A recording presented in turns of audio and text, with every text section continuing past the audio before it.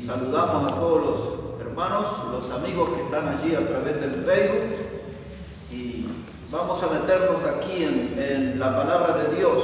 Dice la palabra, Proverbios 14, verso 12, hay camino que al hombre le parece derecho, pero su fin es camino de muerte.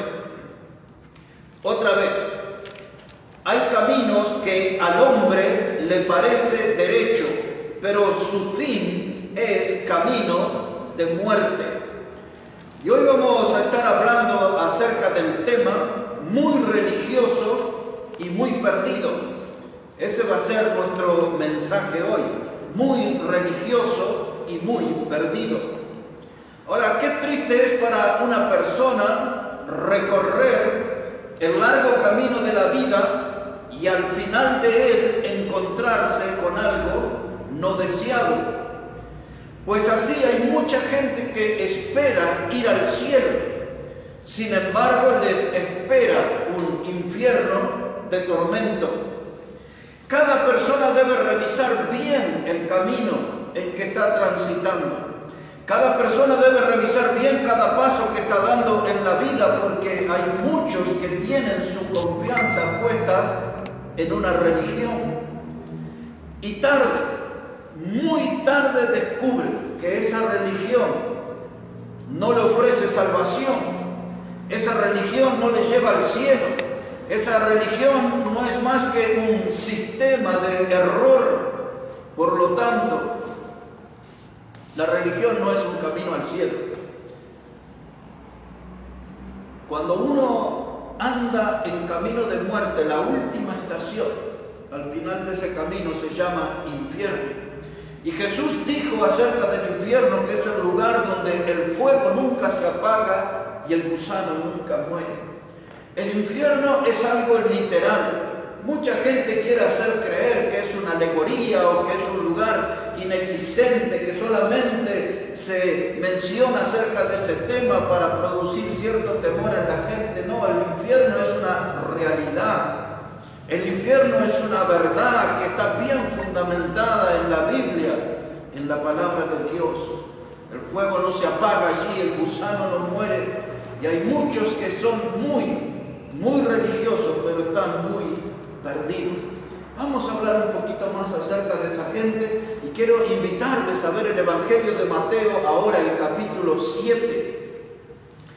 El Evangelio de Mateo, el capítulo 7, y vamos a escuchar a nuestro Señor Jesucristo hablando de estos religiosos que piensan un destino feliz, sin embargo no es lo que le espera.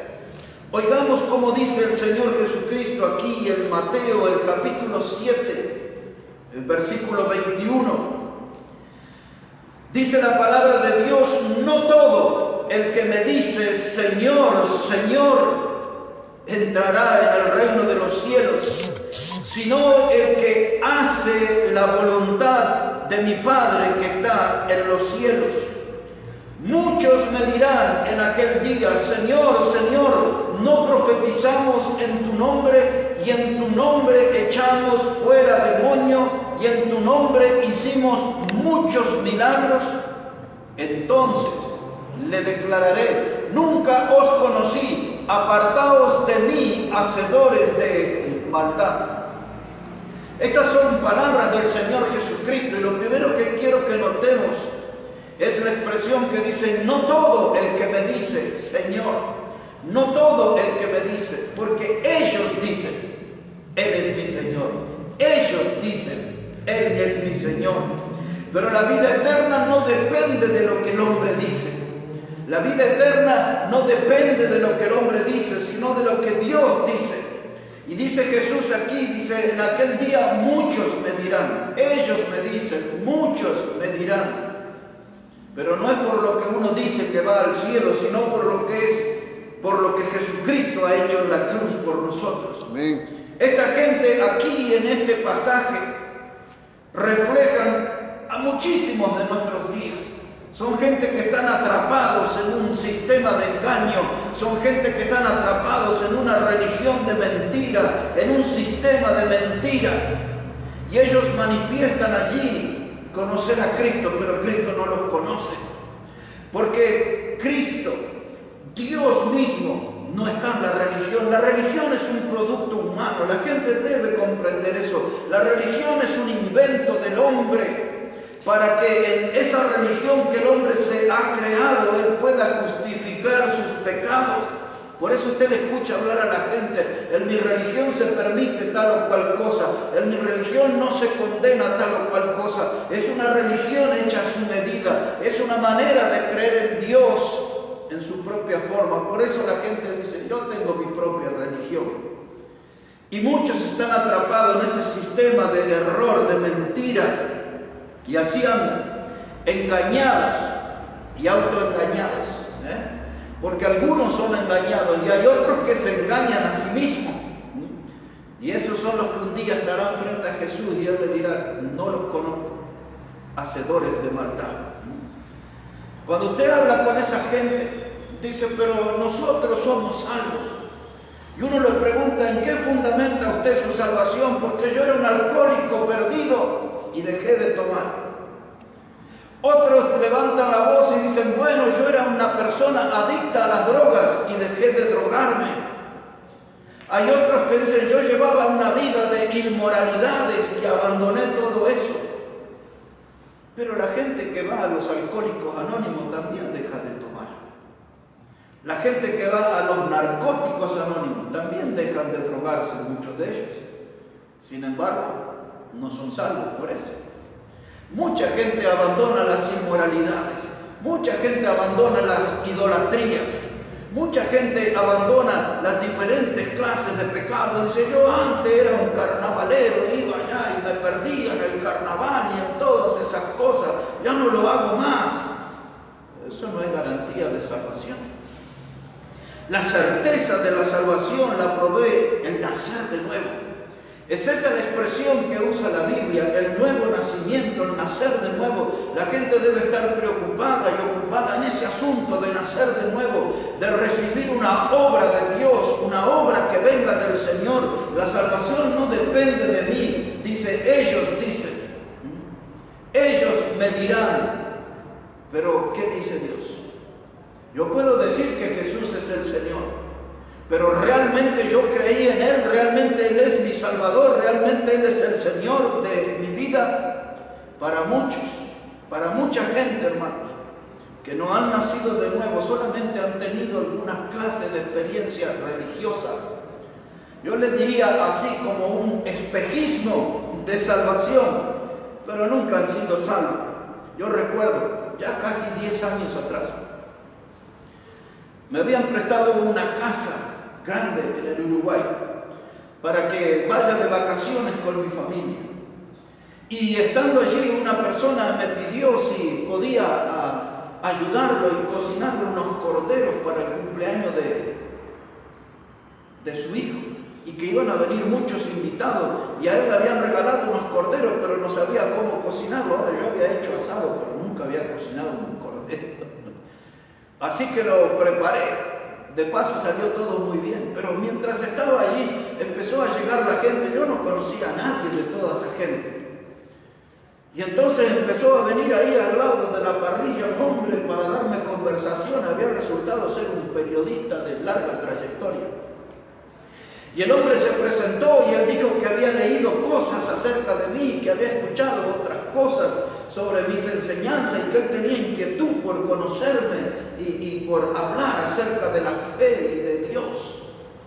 Entonces yo le pregunté a este hombre periodista cuál era su experiencia con Dios. Y él dijo: mire, yo voy del lado de la Argentina con unos curas sanadores, dijo él. Yo los conocí a ellos y así fue que me acerqué a Dios, y así fue que me volví un hombre religioso, y así fue que Dios me permitió después tener experiencia con platos voladores. Así me habló el periodista.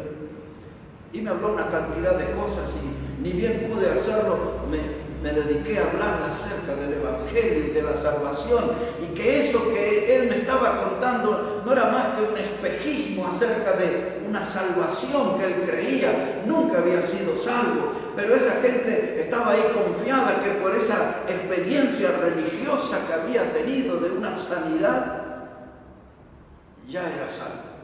Y hasta vio platos voladores, según él. Pero Jesús dijo, nunca los conocí, hacedores de maldad. Pero ellos aseguraban y le dijeron, pero nosotros hemos profetizado en tu nombre. Y alguien más se agregó, dice, y en tu nombre echamos fuera demonios, y en tu nombre hicimos muchos milagros. Ahora, escuchen con atención eso. El profetizar en el nombre de Jesús quiere decir que ellos predicaban en el nombre de Cristo. No es que estaban anticipando eventos en el futuro, sino que predicaban. Dice, nosotros predicamos, Señor, en tu nombre. Nosotros echamos fuera demonios, nosotros hicimos muchos milagros. Pero hubo un hombre que se llamó Judas el Iscariote. Y Judas el Iscariote también predicó 3 años y medio la palabra del Señor. Y Judas el Iscariote también hizo milagros. Y Judas el Iscariote también expulsó demonios por los otros apóstoles. Sin embargo, cuando usted lee en el libro de Hechos de los Apóstoles, dice la palabra de Dios en el capítulo 1 y en el verso 25, en la parte al final, cuando eligieron el reemplazante de Judas el Iscariote, dijeron, del apostolado de que cayó Judas por transgresión para irse a su propio lugar. ¿Sabe qué es el propio lugar? El infierno. Y ahí está el hombre que predicó en el nombre del Señor. El hombre que, algunos dicen, pero ¿acaso Judas perdió su salvación? No, nunca fue salvo. Nunca fue salvo. Pero él estaba allí y estaba formando, fue llamado para ser apóstol. Pero todo lo que él tenía en una experiencia religiosa, nunca nació de nuevo. Y algunos gritan y dicen, ¿puede darme una evidencia, una prueba acerca de eso? Claro que le puedo dar. Porque cuando Judas traicionó al Señor y luego se arrepintió y devolvió las 30 piezas de plata, dice el capítulo 27 de Mateo, que él llegó y le dio a los sacerdotes las monedas de plata y dijo, yo he pecado entregando sangre inocente. Y los sacerdotes le dijeron, allá tú. Y en vez de ir hacia la cruz donde Cristo estaba muriendo para pedirle perdón y arrepentirse de su pecado, no, fue a un lugar que se llamaba Acéldama y se ahorcó. Después de su traición, él no buscó a Dios, él no buscó a Cristo, él fue y se entregó a la muerte. Dice aquí la palabra de Dios, se fue a su propio lugar, un lugar de perdición. Judas era un religioso, muy religioso, pero estaba muy perdido. Y hay tanta gente así en nuestros días, muy religiosos, pero muy perdidos. Ahora, hay una preocupación que yo tengo de por lo menos un poco más de 20 años, y que tiene que ver con esos cultos modernos y el sistema de culto que hay ahora en este siglo XXI. Ustedes saben que son cultos muy bulliciosos.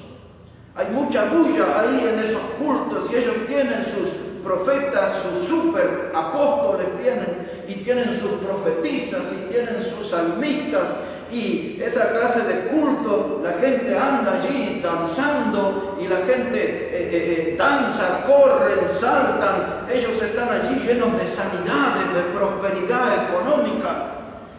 Ellos creen en lo que se llama la teología del confort. Eso quiere decir que Dios está para que nosotros pasemos bien aquí en esta vida, que nosotros tengamos fortunas y riquezas materiales.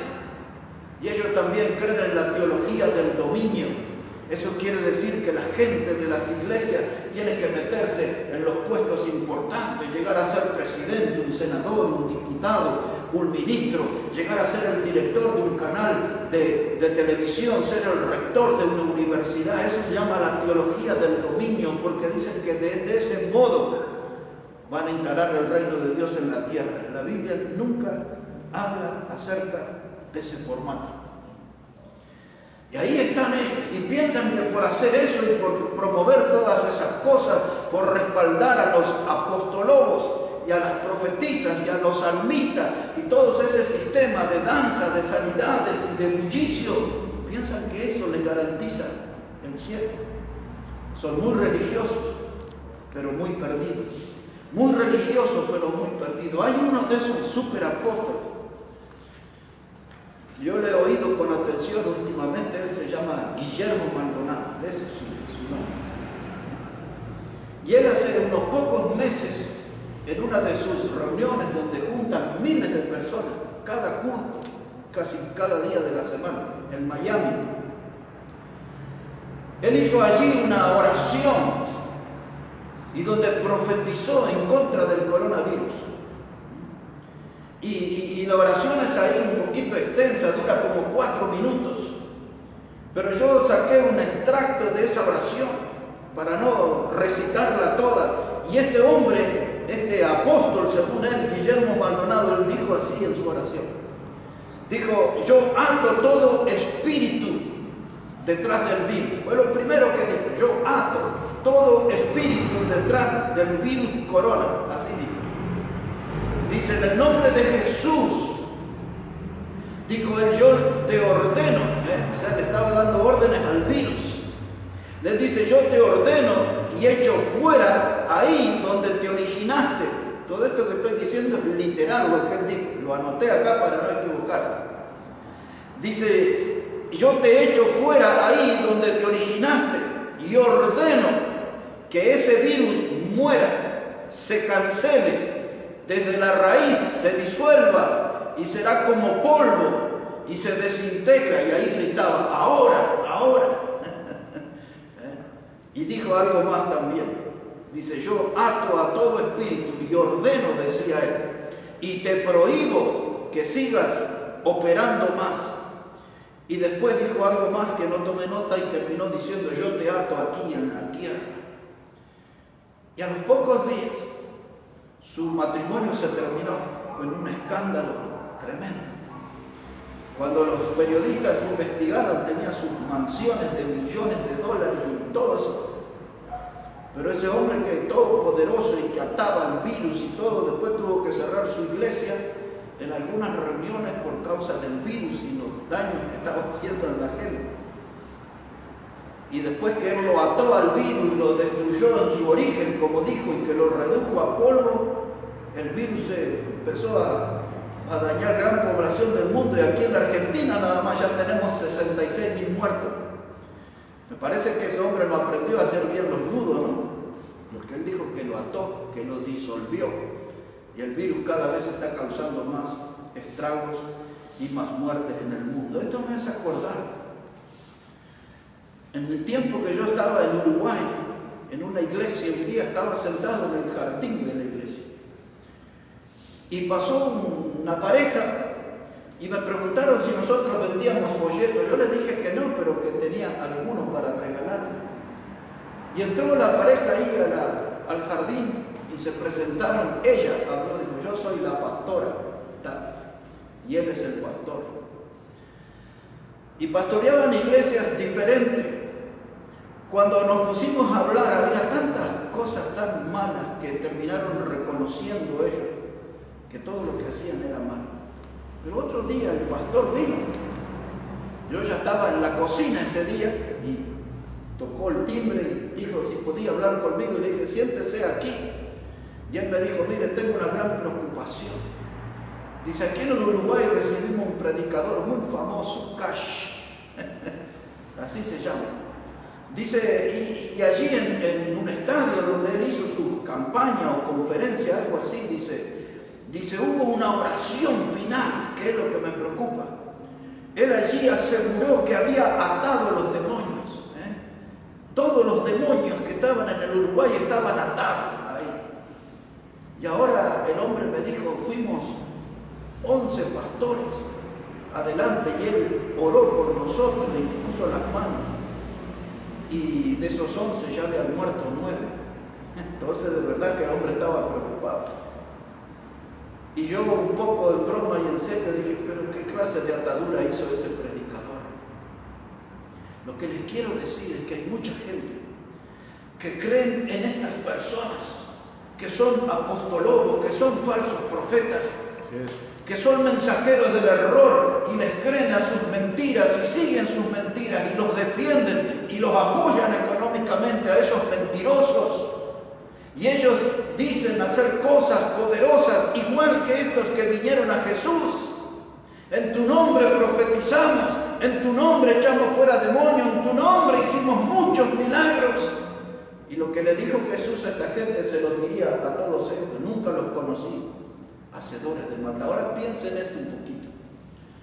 Aquello que parecería una gran virtud, lo que es un estandarte, una bandera que se exhiben en muchos cultos modernos. Aquí mi predicador, mi apóstol, es poderoso, ata a los demonios, persigue a los demonios, pisotea al diablo en las reuniones. Hubo mucha gente que ya lo hizo en el pasado. Y Jesús le dijo: nunca los conocí, hacedores de maldad. De modo que eso no es una virtud para andar mostrando, porque el mismo Jesús desaprobó eso. Ahora, ¿quiénes son esta gente? Quiero que observen un momento conmigo en la Biblia, en 2 de Corintios, capítulo 11. La segunda carta a los Corintios, el capítulo 11. Y al llegar ahí vamos a poner nuestra mirada en el versículo 13. 2 de Corintios, el capítulo 11 y el versículo 13. Dice la palabra de Dios allí. 2 de Corintios, capítulo 11, verso 13. Porque estos son falsos apóstoles, obreros fraudulentos, que se disfrazan, ponga atención a ese término, se disfrazan como apóstoles de Cristo. Y no es maravilla, porque el mismo Satanás se disfraza, otra vez la palabra, se disfraza como ángel de luz. Así que no es extraño si también sus ministros se disfrazan, otra vez la palabra, como ministros de justicia, y cuyo fin será conforme a sus obras. 3 versículos, 3 veces aparece la palabra de gente que se disfraza: los falsos apóstoles, los obreros fraudulentos. Otros se disfrazan de ministros de justicia, y aún el mismo Satanás se disfraza como ángel de luz. Algo tengo que decir sobre esto. El diablo hace mucho más daño como ángel de luz que como león rugiente. Eso es algo que hay que pensar, que hay que meditarlo, porque la gente piensa que el diablo va a venir como león rugiente, pero él está haciendo estragos en los cultos, disfrazado de ángel de luz. Y ese disfraz llega hasta tal punto que él trabaja en el corazón, así como entró ese día que estaban sentados para compartir la Pascua el Señor Jesús y los discípulos. Dice el Evangelio que el diablo entró en el corazón de Judas, y de ese mismo modo él entra en el corazón de esos que se hacen llamar, pero que la Biblia, ni Dios, ni Cristo los reconocen como apóstoles. El diablo entra. El diablo entra en el corazón de aquellos que se hacen llamar como profetas y profetizas de nuestro tiempo.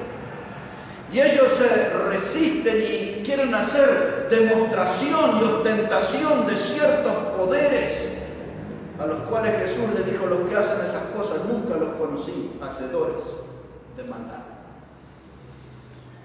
Y ahora miren, dice la Biblia que el diablo entra en algunas personas que funcionan como ministros, es decir, que son predicadores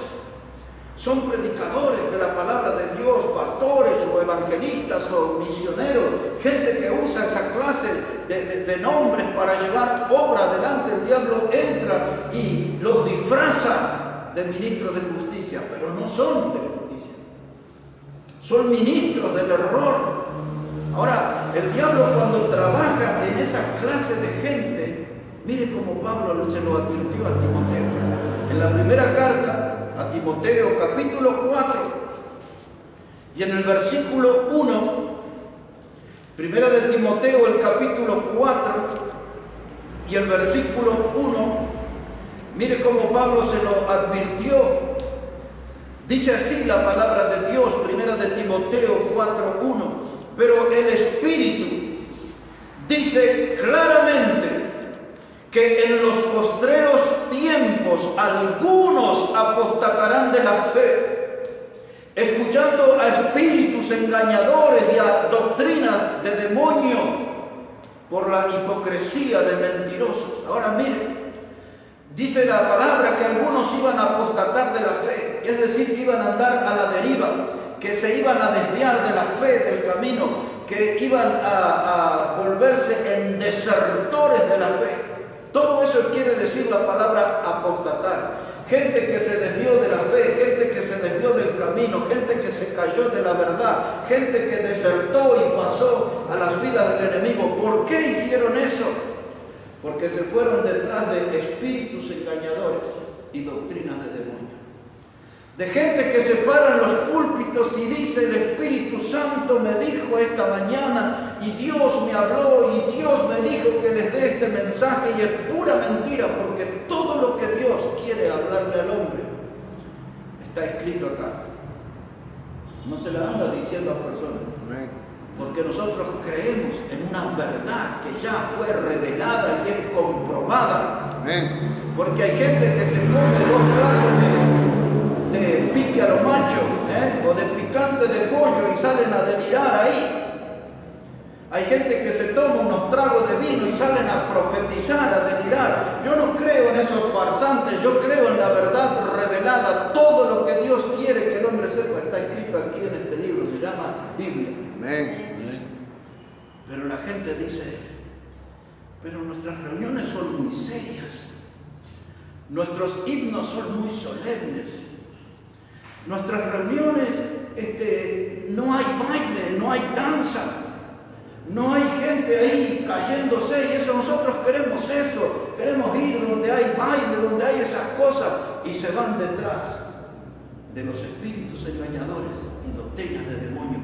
No es que viene un demonio a dar la doctrina, sino que el origen de esas doctrinas que predica esa gente son surgidas de las tinieblas, son vomitadas del mismo infierno. Y la gente quiere ir a ese sistema de culto. La gente no quiere lo solemne, la gente no quiere lo reverente, lo respetuoso. La gente quiere que la iglesia se parezca a un carnaval.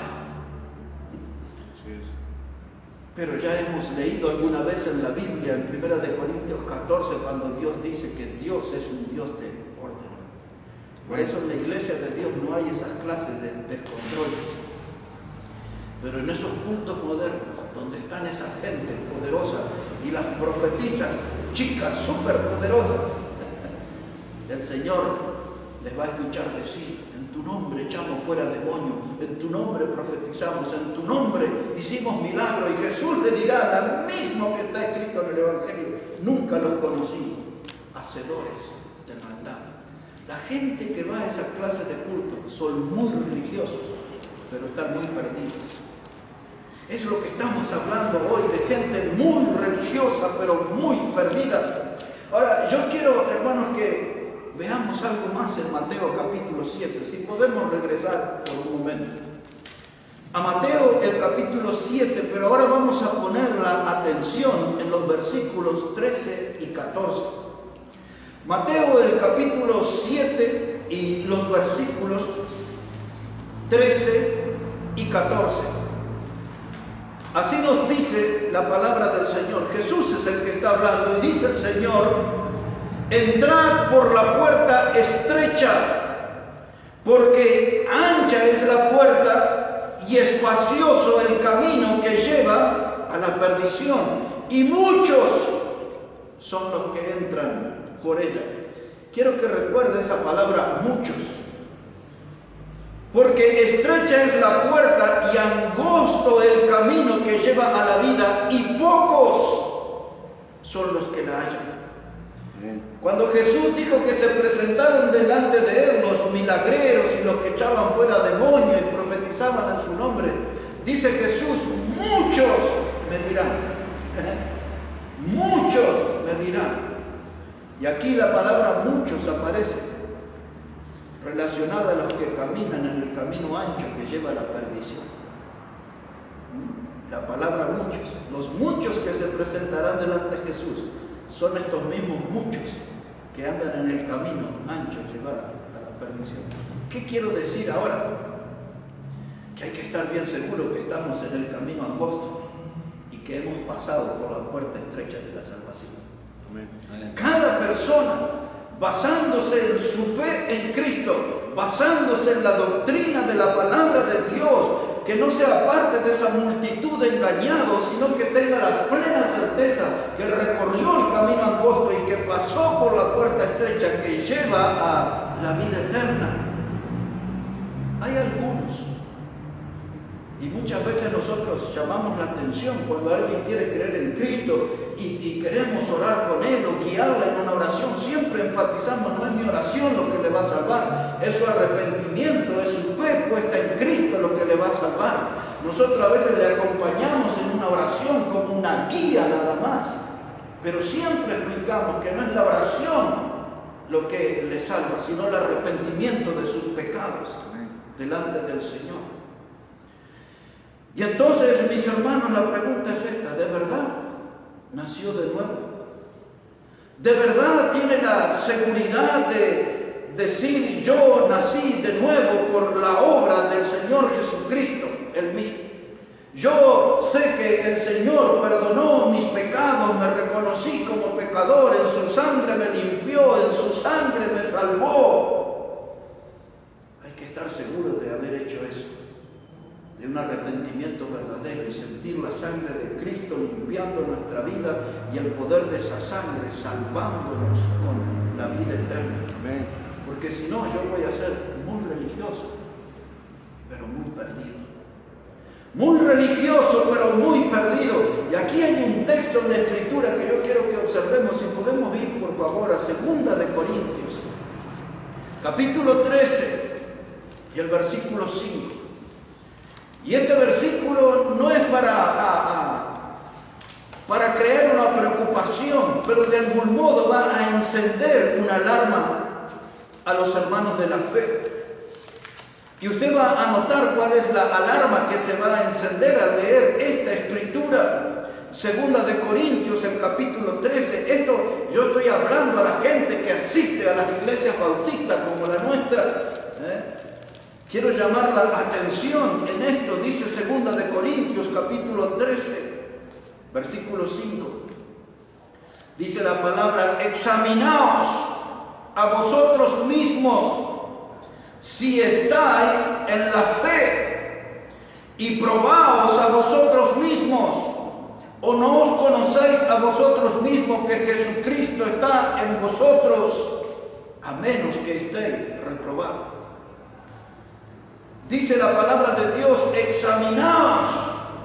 Esta expresión nos suena conocida porque en el capítulo 11 de la primera Corintios, cuando hablamos acerca de la cena del Señor, dice: examinaos también. Y luego que cada uno participe del pan y de la copa, para que no comáis el cuerpo del Señor indignamente, ni bebáis de la copa indignamente. Examinaos. Pablo le escribió a los tesalonicenses, capítulo 5 de la primera carta, y le dijo: examinadlo todo y retened lo bueno. Y ahora la exhortación es: examinaos si está en la fe. ¿Estamos en la fe o estamos en una religión? ¿Estamos en la fe verdadera en Jesucristo para decir que gozamos ya de la salvación eterna? ¿O lo que somos parte de un sistema religioso, engañoso? Nuestra esperanza estaría en un lugar equivocado si está puesta en una religión.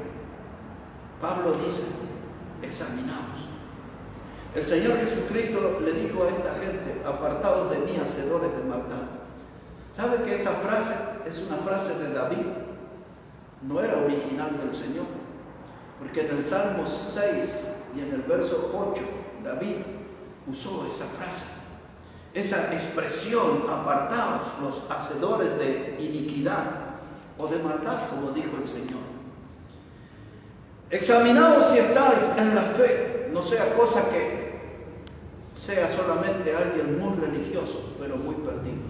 No se olviden que Judas caminó con el Señor, anduvo con el Señor. Y hasta Judas le dio un beso al Señor en el huerto de Getsemaní. Y aquel era el beso de la traición. Y hay muchos hoy que andan dándole besos al Señor y hablan de Jesús y en el nombre de Jesús. Pero la Biblia dice: examinaos si estáis en la fe. Voy a dar 2 ejemplos en la Biblia de gente que parecía que eran salvos, pero era nada más que gente muy religiosa y que estaban muy perdidos. Podría hablar de un tercer ejemplo que es más conocido, que es el de Nicodemo, en el Evangelio de Juan capítulo 3, que era principal en la sinagoga, sin embargo no sabía nada de la vida eterna, no sabía nada acerca del nuevo nacimiento, un hombre que conocía mucho de la Escritura, pero el tema principal, que era la salvación eterna, Jesús tuvo que instruirle al respecto de cómo se nacía de nuevo, en otras palabras, cómo se era salvo para entrar en el reino de Dios. Pero como esa historia la conocemos más, me voy a enfocar en 2 que están en el libro de los Hechos. La primera en Hechos capítulo 10. Y allí nos vamos a encontrar con un hombre que era un soldado romano, un hombre con título de centurión. ¿Sabe que los romanos, el ejército romano, se dividía en legiones? Cada legión tenía unos 6.000 soldados y después allí se separaban en grupos de 600 y esos 600 después se separaban en grupos de 100 y el que estaba al frente de cada uno de esos 100, entonces ese era un centurión. Ese era el título del nombre del hombre de nuestra historia, era un centurión. Y él se llamaba Cornelio. Mire cómo dice ahí la Escritura. Para conocer de su historia, leemos los primeros versículos de Hechos, el capítulo 10.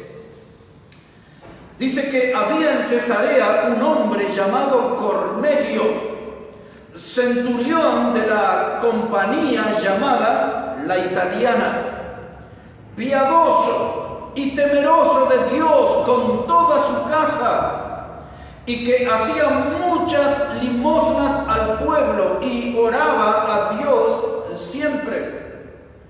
Y hermanos, con ese currículum usted dice: estoy frente a un creyente, un gran creyente. Vamos de nuevo, dice que era temeroso de Dios, dice que era piadoso, dice que daba limosna, y este hombre con toda su casa era temeroso de Dios y oraba, dice la Biblia. Entonces cuando usted escucha esto, dice: estamos frente a un gran creyente, mire todas las cosas que hacía. Ahora también nosotros recordamos aquella historia del fariseo y el publicano que subieron al templo a orar, y el fariseo levantaba la voz y dijo a Dios: gracias que no soy como este publicano. Y el fariseo decía: porque yo ayuno y oro tantas veces al día. Y Dios le dijo: antes bajó el publicano justificado antes que él. Mire cuántas cosas hacía el fariseo. Un hipócrita, un sinvergüenza, un religioso falso. Y ahora estamos ante este hombre que llamaba Cornelio. Pero Dios le hizo ver la realidad a este hombre a través de una visión. Claro, no lo vamos a leer porque ya es bien extenso. Ustedes pueden leer ahí en sus casas. Y Dios le da una directiva a Cornelio y le dice que envíe gente a la casa de un hombre que se llamaba Simón, y el hombre era curtidor, dice aquí la Biblia. Verso 5, lo leemos. Dice: envía pues ahora hombres a Jope y haz venir a Simón, el que tiene por sobrenombre Pedro. Este posa en casa de cierto Simón, curtidor, que tiene su casa junto al mar. Él te dirá lo que es necesario que hagas. Porque Cornelio era nada más que un religioso. No era lo que se llamaba un prosélito. Un prosélito era alguien que adoptaba la religión judía, se circuncidaba y adoptaba la religión. Este hombre no estaba circuncidado. Él era un soldado, pero que acostumbraba como tal a estar en el templo, y empezó a digamos, a adquirir las prácticas del templo. Vio que en el templo oraban y él se puso a orar. Vio que en el templo cantaban y él se puso a cantar. Vio que en el templo daban limosna y él se puso a dar limosna. Es decir, que fue alguien que aprendió el sistema religioso, pero nunca nació de nuevo. Y cuando Dios vio a este hombre que quería acercarse, que intentaba hablar con él, porque dice que oraba, entonces Dios quiso hacer algo más por él. Y dice, hay que ir a buscar a la casa de Simón Curtidor, a Simón, a quien se llama Pedro. Y él, dice el texto, te dirá lo que es necesario que hagas. Y ahora la Biblia nos cuenta lo que es necesario que haga. Yo quiero que ponga atención en esto. Porque entre las cosas que tenía que hacer este hombre, vamos a ver que no tenía que caerse. No tenía que entrar en una experiencia de éxtasis, de temblequeo. No tenía que andar haciendo milagros, ni pisando al diablo, ni ninguna de esas cosas. No tenía que andar danzando, ni dando gritos de júbilo. Nada de eso.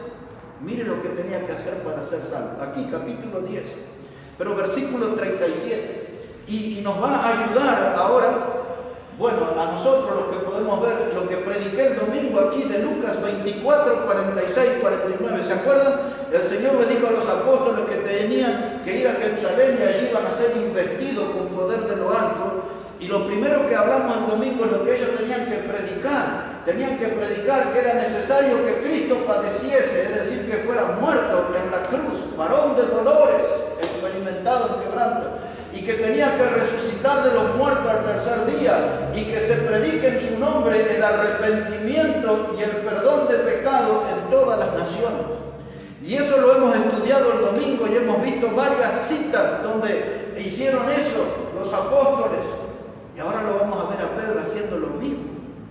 Y esto que voy a leer ahora no lo mencionamos el domingo. Pero qué oportuno es que tengamos esto escrito de Lucas 24, 46 a 49 para mostrar a través de esta experiencia que Pedro le predicó exactamente lo mismo. Observe conmigo. Hechos capítulo 10, verso 37. Ahí empieza el mensaje.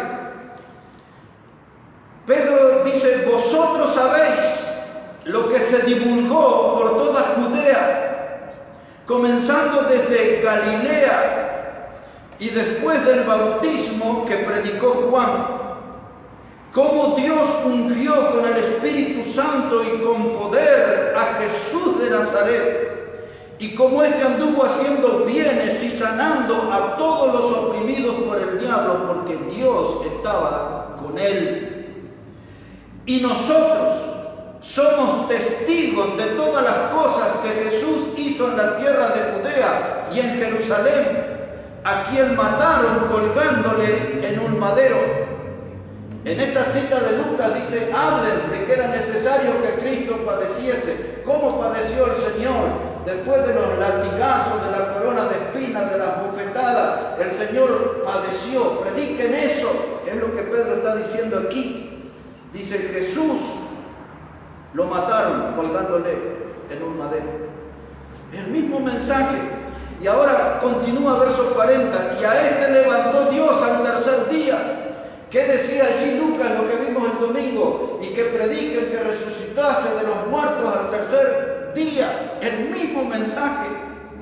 Y ahora mire cómo sigue verso 41. No a todo el pueblo, sino a los testigos que Dios había ordenado de antemano, a nosotros que comimos y bebimos con Él después que resucitó de los muertos. Ahí están dando un testimonio de la muerte y resurrección. Y nos mandó que predicásemos al pueblo y testificásemos que Él es el que Dios ha puesto por juez de vivos y muertos, y de este dan testimonio todos los profetas. Yo mencioné Salmo 22, Isaías 53, Zacarías 12 en la prédica del domingo. Pero Pedro acá dice, los profetas dieron testimonio de la muerte y de la resurrección. Verso 44, mientras aún estaba hablando Pedro estas palabras, el Espíritu Santo cayó sobre todos los que oían el discurso. Ahora, para la memoria de todos los que hemos estudiado en el último mes sobre la doctrina del Espíritu Santo, Decía Efesios 1:13 que nosotros, habiendo creído en el Evangelio de nuestra salvación, ¿no? Dice la palabra de Dios, fuimos sellados con el Espíritu Santo. Es esto lo que Pedro está contando. Él está predicando la palabra. Está predicando que Cristo murió y que Cristo resucitó. Él les está hablando del Evangelio, de la obra salvadora en la cruz.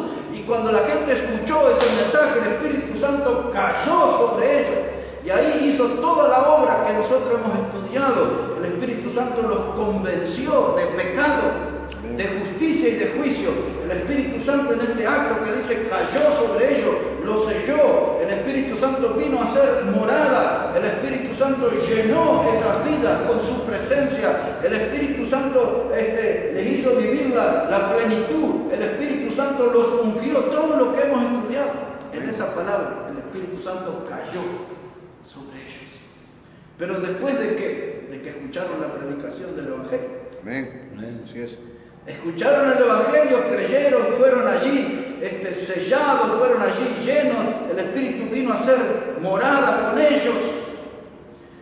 Y ahora dice aquí, hermanos, verso 45, y los fieles de la circuncisión que habían venido con Pedro se quedaron atónitos de que también sobre los gentiles se derramase el don del Espíritu Santo.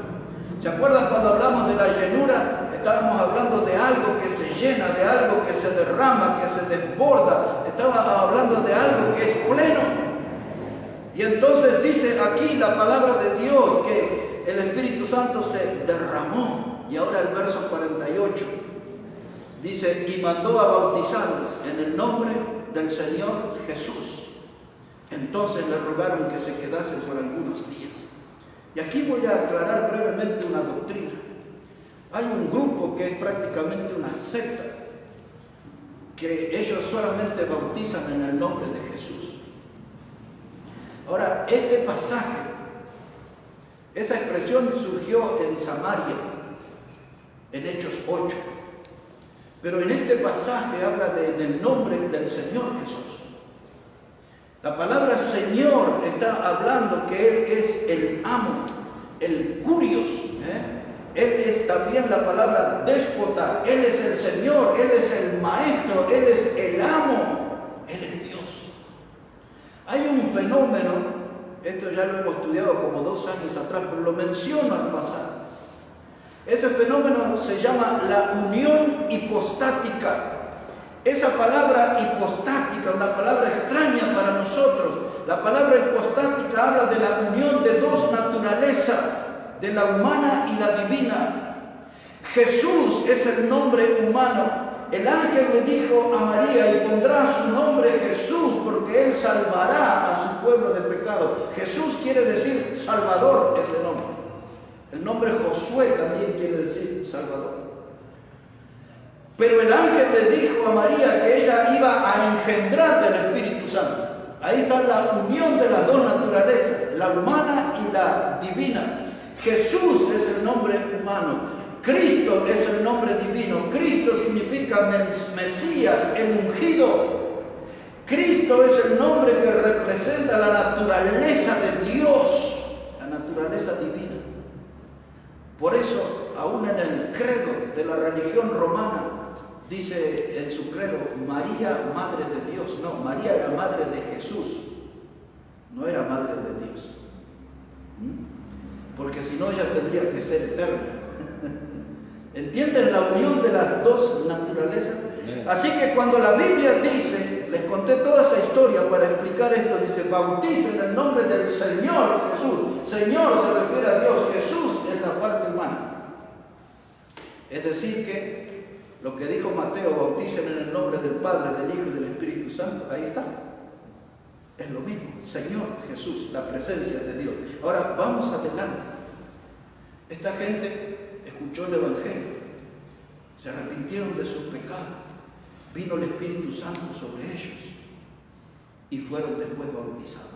Todo esto ya había sucedido antes, Pero vamos ahí a vuelo de pájaro, a Hechos capítulo 2, cuando se predicó el Evangelio, cuando los apóstoles fueron investidos de ese poder de lo alto y predicaron y 3.000 personas se convirtieron. Miren lo que pasó allí en Hechos capítulo 2, versículos 37 y 38. Hechos 2, versos 37 y 38. Dice la palabra: y al oír esto, es decir, la predicación que estaban haciendo los apóstoles en Pentecostés, al oír esto se compungieron de corazón y dijeron a Pedro y a los otros apóstoles. ¿Por qué se dirigieron a Pedro y los otros apóstoles? Porque era lo que estaban predicando el Evangelio en la lengua de cada uno de los que estaba ahí, y porque era lo que habían sido llenos del Espíritu Santo. No fueron los 120. Versículo 14 dice que se puso de pie Pedro y los 11. ¿Por qué? Porque ellos fueron los llenos del Espíritu Santo. ¿Por qué la multitud le preguntó a ellos, solamente a los 12? Porque eran los que estaban llenos del Espíritu Santo, no eran los 120 del capítulo 1. Pero vamos adelante, mire, cada doctrina nos sale al paso. Pero el verso 38 es donde yo quiero que veamos. Pedro les dijo, ya que ellos se compungieron de corazón y preguntaron: ¿qué haremos para ser salvos? ¿Qué es lo que tenemos que hacer? Verso 38, Pedro les dijo: arrepentíos y bautícese cada uno de vosotros en el nombre de Jesucristo para perdón de los pecados y recibiréis el don del Espíritu Santo. Ahora miren, es lo mismo que estaba escrito aquí. Les predicaron el Evangelio y después que les predicaron que Cristo había padecido, resucitado, ¿cuál era el paso que seguía? Arrepentimiento. Y después del arrepentimiento, que tenían que bautizarse, iban a recibir el perdón de pecado. Ahora observe esto, verso 38. Ellos se arrepintieron y vino el Espíritu Santo, y luego que vino el Espíritu Santo se arrepintieron, recibieron perdón de pecados, vino el Espíritu Santo y se bautizaron. Nosotros un día escuchamos el Evangelio, creímos, nos arrepentimos de nuestros pecados, creímos, nuestros pecados fueron perdonados, el Espíritu Santo vino sobre nuestra vida y luego fuimos pasados por algo. Lo mismo, como está enseñado en la Escritura, así vamos adelante. Pero hay gente que no sigue estos pasos, son gente muy religiosa, pero que están muy perdidos. Y ahora Cornelio, vino el Espíritu Santo, fueron salvos, se bautizaron, ahora son salvos. Antes solamente él tenía como práctica un ritual religioso de la religión que se practicaba en el templo. Había aprendido él a orar, sus rezos, sus cosas. Él había aprendido a dar limosna. Él había aprendido a tener una vida recta, pero todo eso era una transformación externa. Él necesitaba nacer de nuevo, pero cuando vino el Espíritu Santo, la palabra cayó sobre ellos, y entonces se arrepintieron, y entonces creyeron, y entonces fueron bautizados, y ahora estaba el Espíritu Santo en su vida. Cornelio era muy religioso, pero estaba muy perdido. Ahora, mire aquí. Lo voy a traer a Hechos capítulo 19, versículo 11. Y vamos a ver ahí otros religiosos. Y después 2 textos más y terminamos, hermanos. Primero, en Hechos el capítulo 19. Mire cómo dice la palabra de Dios aquí, versículo 11. Hechos el capítulo 19 y el versículo 11. Dice la palabra: y hacía Dios milagros extraordinarios por mano de Pablo, de tal manera que aún se llevaban a los enfermos los paños o delantales de su cuerpo, y las enfermedades se iban de ellos y los espíritus malos salían. Esto Dios lo hizo a través de Pablo, no hace eso hoy. Hay cultos que llevan los paños y esas cosas. Pero la Biblia dice muy claro que esos milagros extraordinarios eran por mano de Pablo, no de otras personas. Seguimos adelante, versículo 13. Pero algunos de los judíos exorcistas, es decir, que sacaban demonios, ¿no? Mire, eran judíos, exorcistas ambulantes, intentaron invocar el nombre de Jesús, del Señor Jesús, sobre los que tenían espíritus malos, diciendo: os conjuro por Jesús, el que predica Pablo. Había 7 hijos de un tal Esceva, judío, jefe de los sacerdotes, que hacían esto. Pero respondiendo el espíritu malo, dijo: a Jesús conozco y sé quién es, Pablo, pero vosotros, ¿quiénes sois? Y el hombre en quien estaba el espíritu malo, saltando sobre ellos y dominándolos, pudo más que ellos, de tal manera que huyeron de aquella casa desnudos y heridos. Ahora, ¿entienden lo que pasó? Estos eran hijos de un sacerdote, 7 hijos de un sacerdote, de un líder religioso, de un hombre que representaba una religión. Sus hijos andaban en el mismo camino de la religión y se hacían gente que tenían poderes. Dice la Biblia que eran exorcistas ambulantes, es decir, que iban de pueblo en pueblo tratando de sacar demonios por ahí. Y un día escucharon sobre la obra de Jesús y de los apóstoles de Jesús, que ellos predicaban y expulsaban demonios, y ellos quisieron intentar. La Biblia usa aquí la palabra, dice que ellos intentaron, verso 13, invocar el nombre del Señor Jesús. Intentaron invocar, pero no lo conocían, porque no eran salvos. Pero sin embargo se atribuían que tenían poderes para ser exorcistas. Y se encontraron con un hombre endemoniado. Y entonces dijeron: ya escuchamos que en el nombre de Jesús salen los demonios, vamos a intentar hacer esto.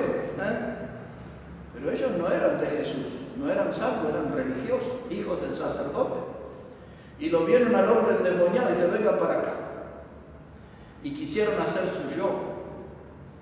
Y le hablaron allí al endemoniado. Pero el espíritu, el demonio que estaba dentro de esa persona, les dijo: a Jesús conozco. El demonio les dijo: a Jesús conozco. Y Pablo, yo sé quién es, le dijo el demonio. Pero ustedes, ¿quiénes sois? Le dijo. Todo eso le dijo el demonio. Y cuando lo vio, se hizo el festín. Saltó sobre ellos el demonio y les entró a sacar la ropa. Y tuvieron que correr desnudos los 7. Imagínense qué espectáculo en la calle, 7 hombres desnudos corriendo. Y digo yo, dice la Biblia, huyeron de aquella casa desnudos y heridos. O sea que el demonio también les dio.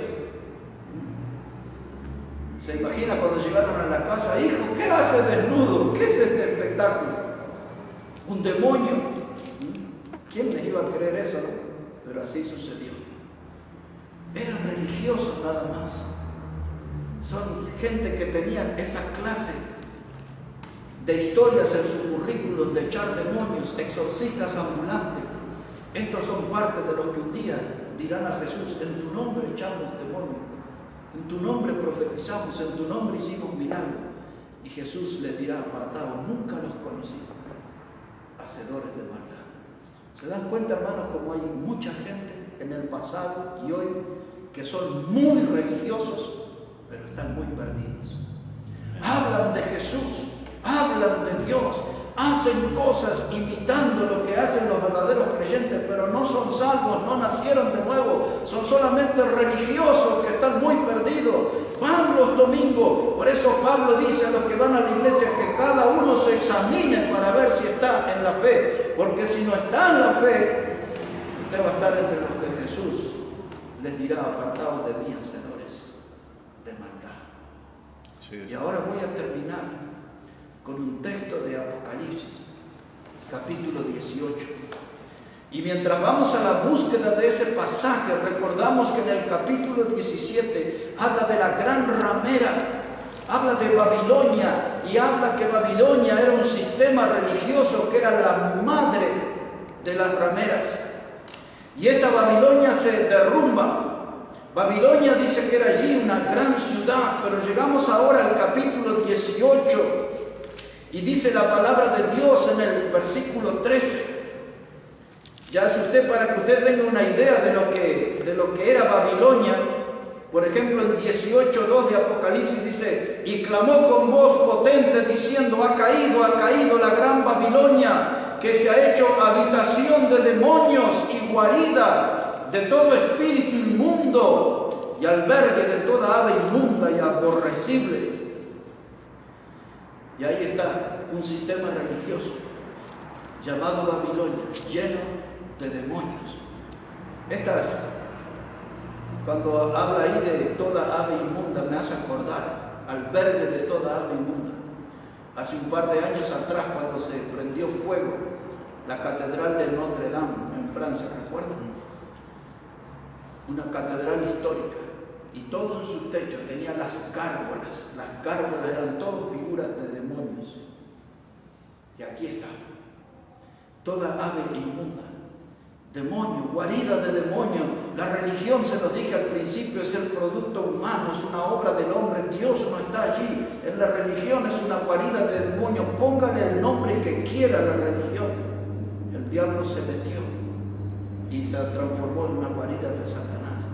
Pero miren los que están allí adentro, lo que dice la palabra. Aquí, en capítulo 18, y leemos primero versículos 9 y 10. Dice, y los reyes de la tierra que han fornicado con ella, con esta religión, con Babilonia, y con ella han vivido en deleites, llorarán y harán lamentación sobre ella cuando vean el humo de su incendio, parándose lejos por el temor de su tormento, diciendo, ay de la gran ciudad de Babilonia, la ciudad fuerte, porque en una hora vino tu juicio. Y ahora verso 13, ponga atención, ahí está lo que le quiero enseñar. Entre todos los negocios que hacía esta religión, ahí menciona canela, especias aromáticas, incienso, mirra, olíbano, vino, aceite, flor de harina, trigo, bestias, ovejas, caballos y carros. Y ahora ponga atención, y esclavos, almas de hombres. Mire ese sistema religioso, con todos los negocios que hacen, las transacciones económicas, cómo manipulan dinero, trafican riquezas materiales. Y allí en el medio de todo eso hay esclavos, hombres que no quieren salir de esa religión, no quieren abandonar esas guaridas de demonios, y se meten en esas religiones que le toleran sus pecados, que le permiten hacer toda clase de maldades, y ellos se sienten protegidos en ese sistema, como soy el miembro de tal o cual religión, nada me va a pasar. Y allí están como esclavos de sus vicios, esclavos de sus pecados. Dice la palabra de Dios, almas de hombre. Y el diablo pastorea todo ese gran rebaño de la humanidad. El diablo pastorea el gran rebaño de la humanidad y los tiene en ese sistema religioso. Y allí hay gente que parece muy buena, son buenos comerciantes, buenos para los negocios, tienen buenas posiciones económicas, son gente de renombre en la sociedad, pueden ser filósofos, pueden ser líderes políticos, pueden ser dueños de bancos, de grandes empresas multinacionales.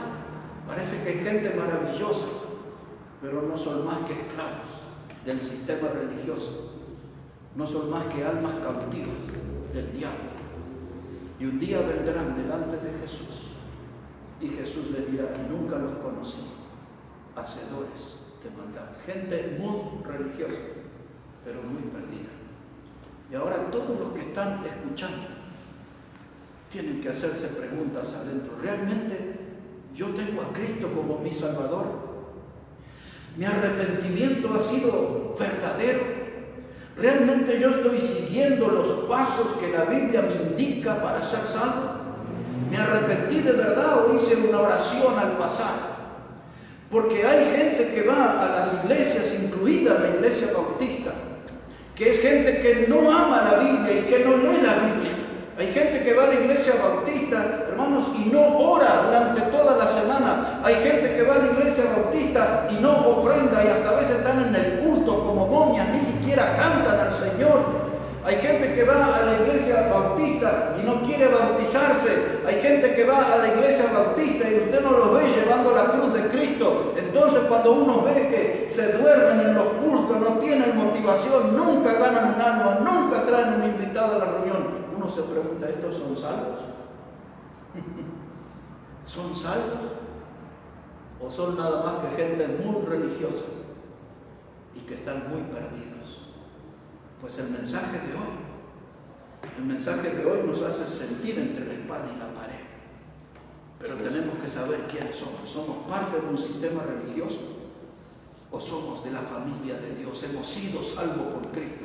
Tenemos la certeza de haber seguido los pasos bíblicos, creer, arrepentimiento, recibir el Espíritu Santo, bautizar, congregarme con fidelidad, amar la Biblia, leer la Biblia, predicar el Evangelio, traer gente nueva a las reuniones, las cosas que hace un verdadero discípulo. Si no lo hago, dijo Pablo, examinaos si estáis en la fe. No sea cosa que sea alguien muy religioso y esté muy perdido. Pero voy a terminar citando de memoria dos textos. Jesús dijo en el Evangelio de Juan, capítulo 3 y verso 17. Si alguien por primera vez hoy nos está viendo o escuchando, presta atención, dijo el Señor Jesús en Juan 3, verso 17. Dice que Dios no envió a su Hijo al mundo para condenar el mundo, sino para que el mundo sea salvo por él. Y ahí nos damos cuenta cuál es el propósito de Dios y el plan de Dios que permitió que su Hijo amado Jesucristo viniera a este mundo y fuera a la cruz del Calvario y muriera ocupando el lugar del pecador. Dios no envió a su Hijo para condenar al mundo, Dios envió a su Hijo para que el mundo sea salvo por él. La fe que nosotros representamos no es de riquezas económicas, no es de la autoestima alta, no es una fe de danza, de baile, no es una fe de lengua, de gente caída en los cultos, de gente que anda corriendo demonios. Eso no tiene que ver con la fe bíblica que nosotros practicamos. La fe nuestra está basada en un hecho de sangre, en un hombre justo llamado Jesucristo que murió en la cruz y derramó su sangre preciosa. Y esa es la sangre que nos limpia de todo pecado, nos limpia de toda maldad. Y esa es la sangre que nos puede salvar, es la sangre que puede abrir las puertas del cielo por toda la eternidad. A algunos les impresiona hablar de sangre, pero si usted no toma contacto con la sangre de Cristo, nunca podrá ser salvo. Así es. Solamente va a ser alguien muy religioso, pero muy perdido. Y dice Pablo en Hechos 4, a Lucas dice en Hechos 4, verso 12, dice que en ningún otro hay salvación, porque no hay otro nombre bajo el cielo dado a los hombres en que podamos ser salvos. Solamente en Cristo está la salvación. Dice la Escritura, en ningún otro hay salvación, solamente en Jesucristo. No hay otro nombre. Busque y busque y busque. No hay otro nombre bajo el cielo dado a los hombres que podamos ser salvos. Por lo tanto, si todos los que nos ven, los que nos escuchan están entendiendo, usted necesita un encuentro con Cristo. Amén. Usted necesita ser salvo por él. Amén. Muchos tienen su esperanza en una religión. Muchos tienen su esperanza en un sistema de error. Y tarde, muy tarde se darán cuenta que hay caminos en la vida que al hombre le parece derecho, pero su fin es un camino de muerte. Amén. En ese texto abrimos el mensaje. Asegúrese en qué camino está. Porque la Biblia dice que Jesús es el camino, Él es la verdad y la vida. Y dijo Jesús, nadie viene al Padre si no es por mí. Revise qué camino está transitando y hágalo con los ojos abiertos, porque hay caminos en la vida que al hombre le parece derecho, pero su fin es un camino de muerte. La religión le va a llevar por ese camino. Y si usted va por ese camino, se va a encontrar con el fuego eterno del infierno. No se va a encontrar con el cielo. Para encontrarse con el cielo, tiene que conocer a Cristo y reconocerlo como el Salvador de su vida. Porque no hay otro nombre bajo el cielo dado a los hombres en que podamos ser salvos, solamente en Cristo. Amén. Voy a terminar orando. Vamos a Padre, gracias.